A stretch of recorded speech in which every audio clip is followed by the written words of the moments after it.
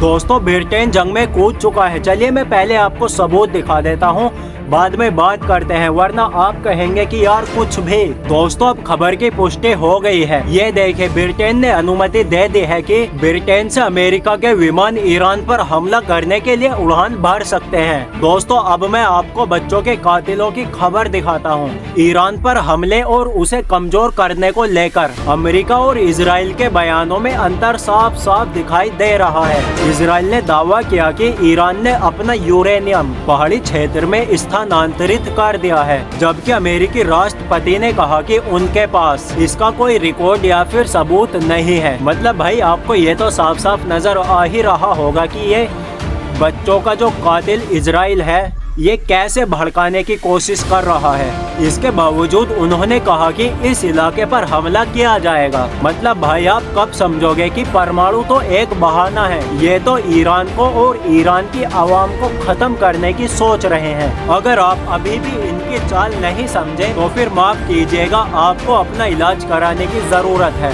America ने दावा किया है कि उसने ईरान की सैन्य क्षमता को कमजोर कर दिया है और यदि ईरान दोबारा अपना परमाणु कार्यक्रम शुरू करने की कोशिश करेगा तो उस पर फिर हमला किया जाएगा। अगर मेरी खबर हिंदू भाई कोई देख रहा है तो इस वक्त जो हालात जंतर मंतर पर चल रहे हैं उनको देखकर आपके दिमाग से ये तो गलतफहमी निकल ही गई होगी कि मुसलमान बुरे हैं। और अगर अभी भी आपके दिमाग में से ये गलतफहमी नहीं निकली है तो माफ कीजिएगा, आपको भी अपना इलाज कराने की जरूरत है। और अगर निकल गई है तो आइए मैं मुसलमानों की पावर और हिम्मत दिखाता हूँ। अमेरिका की इंटेलिजेंस रिपोर्ट के अनुसार बड़े हमलों के बावजूद ईरान अपनी शर्तों और अपने रुख से पीछे हटने वाला नहीं है, चाहे फिर अमेरिका और इजराइल कुछ भी कर लें। भाई मुसलमानों की हिस्ट्री आप पढ़ोगे ना तो फिर आपको खुद ही पता लग जाएगा कि ईरान इन सुपर पावरों से किस हिम्मत से लड़ रहा है। इसी रिपोर्ट का हवाला देते हुए कहा गया कि ईरान दबाव में झुकने वाला नहीं है। अब मैं आपको एक खबर और दिखाता हूँ। ये देखिए अमेरिका के एक सीनेटर ने कहा कि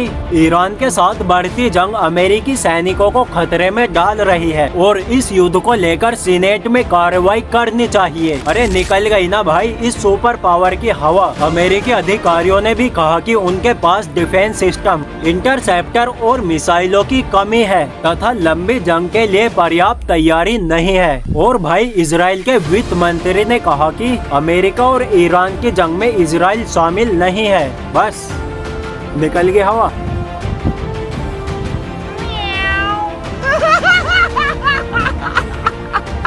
और भाई ईरान ने दावा किया कि अब तक अमेरिका के 750 से ज्यादा सैनिक घायल हुए हैं और उनमें से कई मारे भी गए हैं।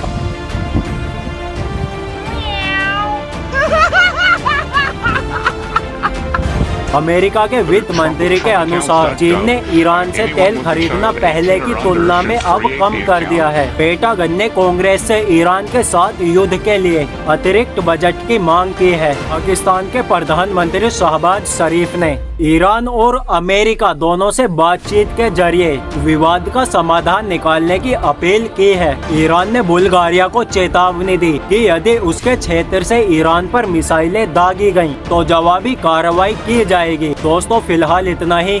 रिपोर्ट को ज्यादा से ज्यादा शेयर कीजिएगा और हो सके तो कैफ एक्सप्लेन्स YT को सब्सक्राइब भी कर लीजिएगा।